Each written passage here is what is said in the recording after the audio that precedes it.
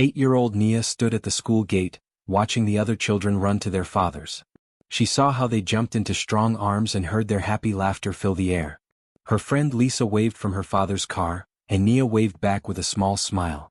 Then she picked up her old backpack and started walking home alone. The sun was hot on her head as she walked through the village. The red dust covered her worn sandals, making them even more brown than they already were. She passed the small shops where women sold vegetables and fruit. She passed the tall acacia tree where the old men sat playing board games. Everyone knew her in this village. Everyone knew her story too. Nia lived in a tiny house with her grandmother, Mama Grace. The house had mud walls and a metal roof that made loud sounds when it rained. Inside, there was one main room with a small kitchen area and 2 sleeping mats on the floor. But to Nia it was home. "You are back, my child," Mama Grace said when Nia walked through the door. The old woman sat at her sewing machine, pushing fabric under the needle. Her hands were wrinkled and rough, but they moved fast and sure. Mama Grace made clothes for people in the village. That was how they got money for food and school fees. "Yes, Grandma," Nia said. She kissed her grandmother's soft cheek. "Teacher said I did very good on my math test." Mama Grace stopped sewing and looked at Nia with proud eyes. "You are so smart, just like your mother was." Nia smiled, but inside her chest she felt that familiar empty feeling. Her mother had died the day Nia was born. The women in the village told her that her mother had been beautiful and kind. They said she had wanted a baby very much. But Nia would never know her mother's voice or feel her mother's hugs. And her father? Nobody talked about him. Mama Grace's face became hard and closed whenever Nia asked. All she knew was that he had left before she was born. He did not know she existed. He did not know about the little girl who had his eyes, the women said, and maybe his smile. Nia sat on the floor and opened her homework book. Through the open door, she could see the village life around her. She heard children playing football in the dirt street. She heard goats making their loud sounds. She heard mothers calling their children home for dinner. It was normal. It was safe. But still, that empty space in her heart remained. Every day was the same. Nia went to school in the morning. She came home in the afternoon. She helped Mama Grace with small jobs around the house. She did her homework. She ate simple meals of beans and ugali. She went to sleep on her mat. And every day she saw other children with their fathers and felt that hollow ache inside. On Sunday morning, the church bell rang across the village. It was an old brass bell that had been there for many years. The sound called everyone to come and worship. Mama Grace put on her best dress, which was faded but clean. Nia wore her only good dress, a simple blue one that was getting too small for her growing body. They walked together to the small church building. It had white walls and wooden benches inside. The roof was made of metal sheets just like most buildings in the village. But inside, the people sang with such joy that the whole place seemed to shine. Nia loved church. She loved the singing and the stories about God. She loved how everyone smiled at each other and said kind words. Pastor James always told them that God loved them and heard their prayers. Nia believed this with her whole heart. After the main service, the children went to their own special meeting in the back room. There were about 20 children, from very small ones to teenagers. Miss Betty, who was young and always smiling, taught them songs and Bible stories. "Today," Miss Betty said, "we are going to learn about prayer. Do you know what prayer is?" "Talking to God," shouted one of the small boys. "Yes, that is right," Miss Betty said. "And God hears every prayer, even the smallest ones. Even the prayers we say in our hearts without making a sound." She told them a story about a man in the Bible who prayed for something impossible, and God answered his prayer. Then she said, "Now let us all close our eyes and pray. You can pray for anything. God is listening." The children closed their eyes. The room became very quiet. Nia could hear the birds outside the window. She could hear someone walking past the church. She closed her eyes tight and folded her small hands together. What should she pray for? She thought about many things. She could pray for new shoes because hers had holes. She could pray for Mama Grace's cough to go away. She could pray for more food. But as she sat there in the quiet, another prayer rose up from deep inside her heart. It was the prayer she had never said out loud. It was the wish she thought about when she saw fathers picking up their children. It was the dream she had when she was alone. "God," she whispered so quietly that nobody else could hear, "please give me a daddy. I do not need him forever. I know that might be too much to ask. But please, just for one day. Just one day to know what it feels like. Please, God." Tears squeezed out from under her closed eyelids. She wiped them quickly with the back of her hand. She did not want anyone to see her crying. When she opened her eyes, she saw Pastor James standing in the doorway. He was looking at her with a strange expression on his face, soft and sad at the same time. Had he heard her prayer? After church, Mama Grace noticed that Nia was very quiet as they walked home. "Are you feeling sick, child?" the old woman asked. "No, Grandma," Nia said. "I am just thinking." "Thinking about what?" "About prayers," Nia said. "Do you think God really hears all our prayers?" Mama Grace stopped walking. She bent down, her old bones creaking, and looked into Nia's eyes. "Yes, my dear child. God hears every prayer. He may not answer the way we expect, but he always hears." Nia nodded. She held her grandmother's hand as they continued walking home. Inside her heart, she held onto a small piece of hope. Maybe, just maybe, God had heard her simple prayer. Maybe somehow, someday, even for just one day, she would know what it was like to have a father. David Mensah sat in the back of his black Mercedes, staring at his phone with growing anger. No signal. Not even one bar. The screen showed nothing but a useless map that had stopped updating 20 minutes ago. "Sir, I am very sorry," his driver Thomas said from the front seat. "The engine is completely dead. I do not know what is wrong." David looked out the window at the empty road. There were no other cars. No buildings. Just red dirt, dry grass, and acacia trees stretching as far as he could see. They were somewhere in rural Kenya, hours away from Nairobi, where he was supposed to be attending a very important business meeting. "This is unacceptable," David said, his voice tight with frustration. "Call the company. Get another car sent here immediately." Thomas held up his own phone. "No signal here, sir. We are too far from any town." David felt his jaw clench. He was one of the richest men in Lagos, Nigeria. He owned hotels, construction companies, and shopping centers across 3 countries. He had meetings with presidents and ministers. And now he was stuck on a dusty road in the middle of nowhere because his expensive car had broken down. "I will walk ahead and try to find help," Thomas said. "Please stay in the car where it is safe, sir." David watched his driver disappear down the road. The sun was starting to sink lower in the sky. He checked his watch. It was a Rolex that cost more than most people earned in 5 years. The time meant nothing out here. He sat in the silent car for what felt like forever. The leather seats that were usually so comfortable now felt like a prison. The air conditioning had stopped working and heat was building inside the car. Finally, David could not stand it anymore. He opened the door and stepped out onto the road. The heat hit him immediately. He was wearing an expensive suit, Italian leather shoes, and a silk tie. Completely wrong for standing on a dirt road in the African countryside. He took off his jacket and loosened his tie, looking around with increasing worry. That was when he heard a voice. "Hello, mister. Are you lost?" David turned and saw a small girl standing at the edge of the road. She was maybe 8 or 9 years old, wearing a faded blue dress and sandals that had seen better days. She carried a plastic container on her head, balanced perfectly without using her hands. Her eyes were wide and curious as she looked at him and his expensive car. "My car broke down," David said. "Do you know where I can find help?" The girl tilted her head, thinking. "The next town is very far. Too far to walk before dark. But my village is close. Maybe someone there can help you." "Your village?" David looked around. He saw nothing but empty land. "Yes, just past those trees," the girl pointed. "My name is Nia. What is your name?" "David," he said, forgetting to add his title or company name like he usually did. "Come, Mr. David," Nia said with a smile. "You can wait in our village. It is not safe to stay on the road when night comes. Sometimes there are wild animals." David hesitated. This was not his world. He stayed in 5-star hotels. He ate in expensive restaurants. He had never been to a rural village in his life. But what choice did he have? Thomas had not returned, night was coming, and this child was offering help. "All right," he said. "Thank you." Nia started walking and David followed. His leather shoes were not made for walking on dusty paths. His suit was too hot. His throat was dry. After 10 minutes he was already tired. "Are you thirsty, Mr. David?" Nia asked, noticing him wiping sweat from his face. "Yes, very much." Nia carefully lifted the container from her head and opened it. "This is clean water from the community well. You can drink some." David looked at the plastic container. In Lagos he only drank bottled water imported from Europe.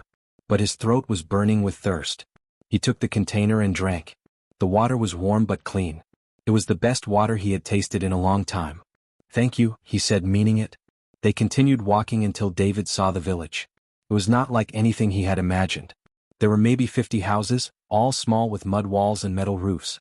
Children played in the dirt streets. Women sat outside their homes cooking over small fires. Goats wandered freely. Everyone looked poor by David's standards, but they also looked happy. "This is my home," Nia said, stopping at one of the smallest houses. An old woman came to the door. Her face was deeply wrinkled and her hair was gray, but her eyes were sharp and kind. "Grandma, this is Mr. David," Nia said. "His car broke down on the road. Can he wait here until help comes?" The old woman, Mama Grace, looked David up and down. She saw his expensive clothes and watch. She saw how uncomfortable he looked. But she smiled and said, "You are welcome here. Please come inside." David bent to enter through the low doorway. Inside, the house was very simple. There was a sewing machine, 2 sleeping mats, a small table, and not much else. But it was clean and it smelled like wood smoke and cooking food. "You must be hungry," Mama Grace said. "Nia, bring some food for our guest." "No, please," David protested. "You do not need to." But Nia was already bringing him a plate. On it were 2 chapatis and a small amount of beans. David knew this was probably meant to be their dinner. He could see there was not much food in the house. These people had almost nothing, yet they were sharing with a stranger. "I cannot take your food," David said quietly. Mama Grace sat down across from him. "In our village we share what we have. That is our way. Please eat. You have had a difficult day." David looked at the simple meal. In Lagos he ate imported steaks and lobster. His restaurants served food that cost hundreds of dollars per plate. But something about this moment made his throat tight with emotion. These people who had nothing were giving him everything they had. He ate slowly and the food tasted better than any expensive meal he could remember. Nia sat beside him, telling him about her school and her friends. Mama Grace asked polite questions about where he was from. They did not ask about his money or his business. They treated him like a person, not like a billionaire. As darkness fell outside, David realized something strange. His phone was still dead. Thomas had not returned. He was stuck in a tiny village with no way to contact his company or reach his meeting. He should have been angry and stressed. But instead, sitting in this small house with this grandmother and child who had welcomed him with open hearts, David felt something he had not felt in years. He felt peace. Morning light came through the small window of Mama Grace's house. David woke up on a thin mat on the floor, his back aching from the hard surface. For a moment he forgot where he was. Then he heard the sounds of the village waking up. Roosters crowing. Women talking as they walked past. Children laughing. He sat up and saw that Nia and Mama Grace were already awake. The old woman was making tea over a small charcoal stove, and Nia was sweeping the floor with a handmade broom. "Good morning, Mr. David," Nia said with a bright smile. "Did you sleep well?" David smiled back even though his whole body hurt. "Good morning, Nia." "Yes, thank you." Just then they heard a car horn outside. David's heart jumped. He went to the door and saw Thomas running toward him, relief clear on his face. "Sir. Thank God I found you. I walked to the next town and got help. There is a mechanic coming for the car. I have called the office. Everything is arranged. We can leave within 1 hour." David should have felt happy. He could get back to his important life, his meetings, his business. But as he looked back at the small house where Nia and Mama Grace stood watching, he felt something unexpected. He did not want to leave yet. "Thomas," David said slowly, "call the office again. Tell them I will come tomorrow instead. Cancel today's meetings." Thomas stared at him with shock. "But sir, the meeting with the minister is very important." "Tomorrow," David said firmly. "I am staying here 1 more day." Thomas looked confused but nodded and walked away to make the calls. David turned back to see Nia's face light up like the sun. "You are staying?" she asked. "Yes," David said. "If your grandmother does not mind." Mama Grace smiled. "You are welcome to stay as long as you wish." After breakfast of sweet tea and bread, Nia looked at David with shy eyes. She twisted her hands together nervously, like she wanted to ask something but was afraid. "What is it, Nia?" David asked gently. "Mr. David," she said in a small voice, "since you are staying today, could you be like my daddy? Just for today." The words hit David like a punch to his chest. He stared at the little girl, seeing hope and fear mixed in her eyes. She was afraid he would say no. She was afraid he would laugh at her silly request. But David did not laugh. His own eyes filled with tears that he quickly blinked away. "I would be honored," he said, his voice rough with emotion. Nia's smile could have powered the whole village. "Come," she said, grabbing his hand. "I will show you everything." First, Nia took him to fetch water. She carried a large plastic container, walking with other women and children to the community well. David tried to help carry the water back, and everyone laughed when he struggled with the weight that the women carried so easily on their heads. "You are not used to work, Mr. David," one old woman teased, and everyone laughed again, including David. Next, Nia introduced him to all her friends. There was Samuel, who loved football, Maria, who was very good at singing, and little Joseph, who followed them everywhere. The children were curious about David's expensive watch and shiny shoes, but Nia explained proudly, "This is Mr. David. He is being my daddy today." The children accepted this without question, the way children accept all things. They pulled David into their games. He played football in the dust, his expensive suit getting dirty. He helped them build a small house from sticks and mud. He pushed them on a homemade swing hanging from a tree. His phone stayed in his pocket, forgotten. At lunch, they sat under a big tree, eating roasted corn that one of the mothers shared. Nia sat close to David, her small shoulder touching his arm. She talked about school, about her friends, about everything and nothing. David listened to every word. "What do you want to be when you grow up?" David asked. Nia's eyes became serious. "I want to be a doctor. I want to help people who are sick, like my grandmother. She coughs a lot at night. I want to make her better." "That is a wonderful dream," David said. "But it costs too much money," Nia said sadly. "To become a doctor, you must go to university. Grandma says we do not have money for that. She says I should be happy just to finish basic school." David felt his heart squeeze tight. This bright, beautiful child with big dreams, held back by something as simple as money. Money that he had so much of. Money that he spent without thinking on things that did not matter. In the afternoon, they walked to the small village school. It was just a few rooms with broken desks and no computers. The teacher, Mr. Kamau, was using an old blackboard to teach mathematics. But the children were eager to learn, their hands shooting up to answer questions. "This is where I study," Nia said proudly. "I am the best in mathematics in my class." "I can see why," David said. "You are very smart." As the sun began to set, painting the sky orange and pink, Nia and David sat on a hill overlooking the village.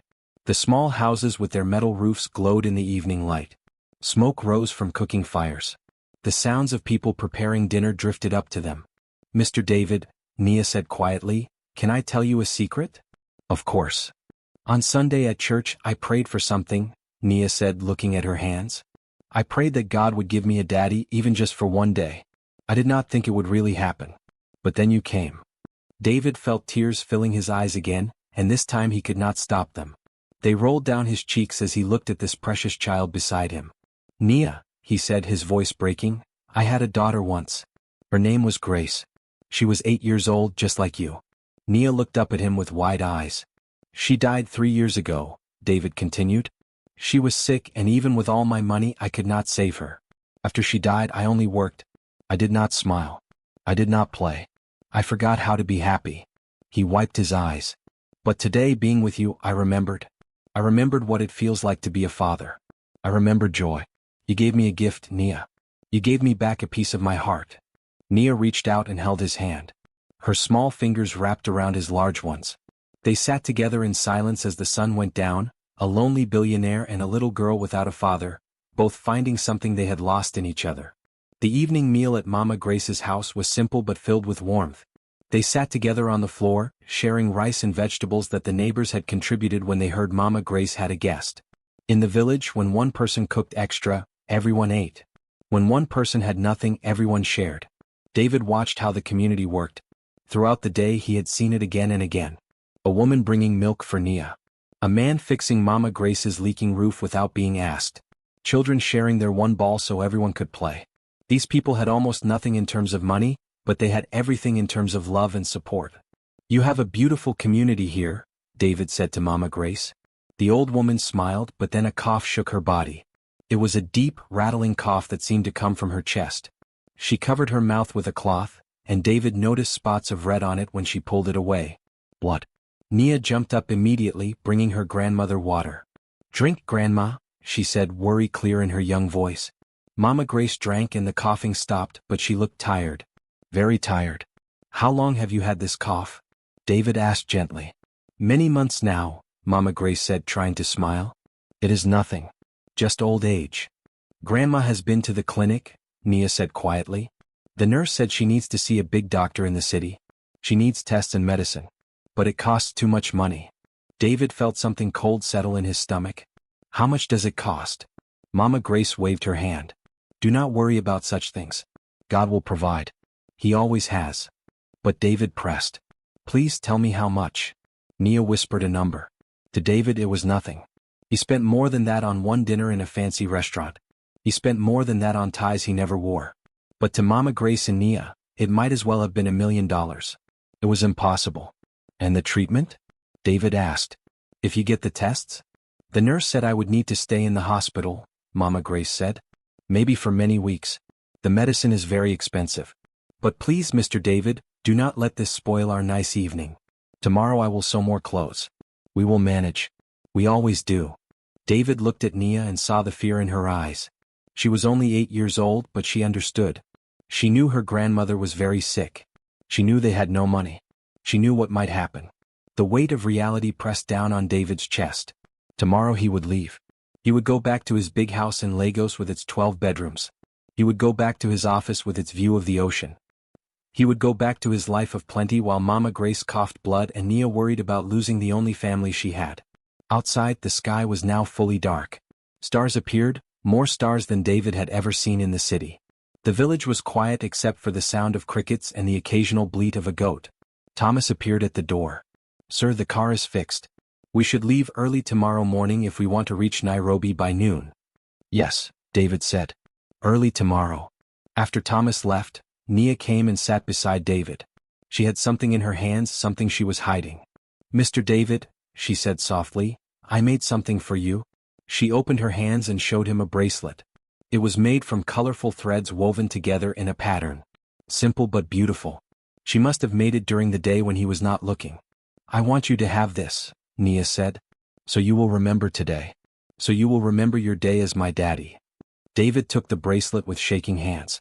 The threads were rough against his skin, nothing like the expensive jewelry he usually wore. But it was the most precious gift anyone had ever given him. Nia, his voice broke. It is okay, Nia said, and her smile was brave even though her eyes were wet with tears. I asked God for one day and he gave it to me. God already answered my prayer. I got to have a daddy even if just for one day. That is more than I had before. She helped him tie the bracelet around his wrist. It looked strange next to his Rolex watch. Colorful threads next to gold and diamonds. But David knew which one was more valuable. That night David could not sleep. He lay on the thin mat, staring at the ceiling. He could hear Mama Grace coughing in the other room. He could hear Nia trying to comfort her grandmother with soft words. The sounds broke his heart. He thought about his own daughter, Grace. When she got sick, he had flown in the best doctors from around the world. He had paid for every treatment, every medicine, every test. Money was no object. But still she died. All his wealth could not save her. Now here was another little girl, one who had given him back his ability to feel, to laugh, to remember joy. And her grandmother was dying from something that could probably be treated if only they had money. David touched the bracelet on his wrist. He thought about Nia's prayer. Just one day with a father. Such a small request. Such a simple wish.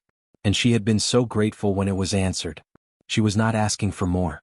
She was not begging him to stay. She was thanking God for the gift of one day. But David was asking himself questions. What kind of man was he? What was the point of all his money if he could not help people who needed it? What was the point of his success if he walked away from this child who had touched his soul? Morning came too quickly. David packed his few things. He put on his suit jacket, now wrinkled and dusty from the village. Nia and Mama Grace stood at the door to say goodbye. Thank you for everything, David said. His throat felt tight. Travel safely, Mr. David, Mama Grace said. You brought joy to our home. Nia hugged him tight. I will never forget you, Daddy David, she whispered. David hugged her back and he felt tears on his cheeks. He climbed into the Mercedes. Thomas started the engine. As the car pulled away, David looked back through the window. Nia was waving, still smiling even though tears ran down her face. Mama Grace stood beside her, one hand on her granddaughter's shoulder, the other holding her chest as another cough shook her. The car turned the corner and they disappeared from view. David sat in the back seat, the leather cool and comfortable. The air conditioning was on. His phone had signal again and messages were flooding in. Business, meetings, deals. All the things that had seemed so important 3 days ago. But all David could see was a little girl waving goodbye. All he could feel was the rough bracelet on his wrist. All he could hear was her voice saying, "God already answered my prayer." The weight of reality sat heavy on his chest. He had everything, but suddenly it felt like nothing. He had money, but it felt worthless. He was leaving behind the people who had shown him what really mattered, and every kilometer the car traveled felt like a knife in his heart. Thomas glanced at him in the mirror. "Are you well, sir?" David touched the bracelet again. "No," he said honestly. "No, I am not well at all." David could not focus on anything. Back in his office in Lagos, he sat in meetings but did not hear what people were saying. He signed papers without reading them. At night, he went to his big empty house and walked through rooms that felt like they had no purpose. He looked at the bracelet on his wrist every day. His business partners asked about it. "Why are you wearing that cheap thing?" they said. "It does not match your watch." But David never took it off. 2 weeks after leaving the village, David called Thomas into his office. "I need you to find someone for me," David said. "A good doctor. The best doctor for lung disease in Kenya. Money is no problem." Thomas nodded, used to his boss's unusual requests. "And I need lawyers," David continued. "Lawyers who know about guardianship and adoption laws in Kenya." Thomas raised his eyebrows but said nothing. David also called his accountant. "I want to start a foundation," he said. "A real one, not just for tax purposes. I want it to help rural villages. Education, healthcare, clean water. Everything they need." "How much money do you want to put into this foundation, sir?" the accountant asked. David named a number that made the accountant gasp. It was millions of dollars. A huge part of David's wealth. "Sir, are you sure? That is a very large amount." "I am sure," David said, touching the bracelet. "More sure than I have been about anything in a long time." For 3 months, David worked harder than he had ever worked on any business deal. But this time he was not working to make money. He was working to give it away. He made plans. He talked to doctors and builders and teachers. He filled out legal papers. He made phone calls to government offices. And every night he thought about Nia. Was she okay? Was Mama Grace still alive? Did Nia think he had forgotten about her? Finally, everything was ready. One Saturday morning, David got back in his Mercedes with Thomas. But this time, 3 more cars followed behind them. One carried 2 doctors and medical equipment. Another carried lawyers with papers. The third carried gifts and supplies. The drive to the village felt longer than before. David's heart beat fast with nervousness. What if Mama Grace had died? What if Nia was angry that he had taken so long? What if she did not want to see him? When they reached the village, children ran to see the fancy cars. Word spread quickly, and soon people came from their houses to see what was happening. David stepped out of the car and looked around. Everything was the same. The small houses, the red dust, the acacia trees. Then he saw her. Nia came running down the path, her eyes wide with shock. "Mr. David?" she said as if she could not believe he was real. "Is it really you?" "Hello, Nia," David said, and his voice shook with emotion. Nia threw herself into his arms and David held her tight. He could feel her crying against his shoulder. "I thought you forgot about us," she sobbed. "I thought you would never come back." "Never," David said. "I could never forget you. Not for one single day." Mama Grace came out of the house, walking slowly, still coughing. But she was alive. When she saw David, tears ran down her wrinkled cheeks. "You came back," she whispered. "I came back," David said. "And I brought help." The 2 doctors immediately took Mama Grace into the house to examine her. They had medicines and equipment. They did tests. After an hour they came out. "She is very sick," the older doctor said. "But if we start treatment now, she can get better. She needs to come to the hospital in Nairobi for a few weeks, but after that, with proper medicine, she should be fine." Nia grabbed David's hand so tight it hurt. "Really? Grandma will be okay?" "Really?" the doctor smiled. "Your grandmother is strong. She will be fine." That evening, after the doctors had given Mama Grace her first medicines, David sat down with her and Nia. The lawyers stood nearby with their papers. "Mama Grace," David said carefully, "I have a question to ask you. It is a very big question and you can say no if you want." The old woman looked at him with wise eyes. "Ask your question." "I would like to become Nia's guardian," David said. "Not to take her away from you. Never that. But to help raise her. To pay for her school. To be there for her. To be—" His voice broke. "To be her father if she will have me." Nia gasped. Mama Grace said nothing for a long moment. Then she spoke. I am old, Mr. David. I do not know how many years I have left. I worry every day about what will happen to Nia when I am gone. You're a good man. I saw that from the first day. If Nia wants this, then yes. Yes, you may be her guardian. David turned to Nia. What do you think, Nia? Do you want me to be your father? Not just for one day but forever? Nia could not speak. She just nodded and nodded, tears streaming down her face. Then she found her voice. Yes. Yes, please. I prayed for one day, but God is giving me forever. The lawyers brought out the papers. David signed them. Mama Grace made her mark. And just like that, David became Nia's legal guardian. But David was not finished. Over the next few months he kept his promises. He built a small hospital in the village with real doctors and nurses. He built a new school with computers and books. He installed a clean water system so people did not have to walk far to fetch water. He created jobs so people could earn money. And he built a beautiful house for Mama Grace and Nia. Not too big because Mama Grace said she did not want anything fancy. But strong and comfortable with good beds and a kitchen and running water. David divided his time now. He spent 2 weeks each month in Lagos running his businesses. But the other 2 weeks he spent in the village with Nia. He helped her with homework. He attended her school events. He played with her and her friends. He was there for her soccer games and school performances. Mama Grace got better with the medicine. Her cough went away. She gained weight. She smiled more. And she watched as Nia bloomed like a flower with David's love and support. 1 year after David first came to the village, it was Sunday again. The church bell rang, calling everyone to worship. David sat in the church beside Nia and Mama Grace. He was no longer uncomfortable in the simple building. He was no longer thinking about his phone or his meetings. He was present. He was home. At the end of the service, Pastor James asked if anyone wanted to share a testimony. Nia stood up, her voice clear and strong. 1 year ago I prayed a prayer, she said. I asked God to give me a daddy for just one day. I thought that was all I deserved. I thought that was all I could hope for. She looked at David with shining eyes. But God gave me so much more.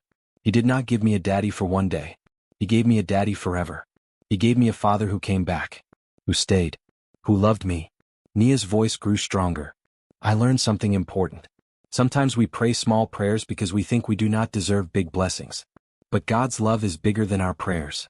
God's plans are better than our dreams. She held out her hand to David and he took it, standing beside her. Thank you, God, Nia prayed, for giving me a daddy forever. Not just for one day. Forever and ever. The whole church said, Amen, and many people were crying, including Pastor James. David pulled Nia close and Mama Grace joined them. They stood together, a family that had been born from a simple prayer and a broken-down car. David thought about the man he had been 1 year ago. Rich but empty. Successful but alone. Working hard but feeling nothing. That man had died on a dusty road in rural Kenya. In his place was someone new. Someone who knew that real wealth was not in bank accounts but in love. Someone who understood that the best investment was not in buildings but in people. As they walked out of church into the bright African sunshine, Nia held David's hand on one side and Mama Grace's hand on the other. Daddy, Nia said, and David's heart still jumped every time she called him that. Can we get ice cream in town today? Of course, David laughed. Anything for my daughter. And as they walked together through the village that had become David's second home, past the clinic that saved lives and the school that taught children to dream, David touched the bracelet still on his wrist. The threads were faded now, worn from a year of never taking it off. But it was still there, a reminder of the day his life changed. A reminder that sometimes the richest blessings come in the smallest packages. Sometimes the greatest treasures are found on dusty roads in forgotten villages. And sometimes when a little girl prays for just one day, God gives her forever.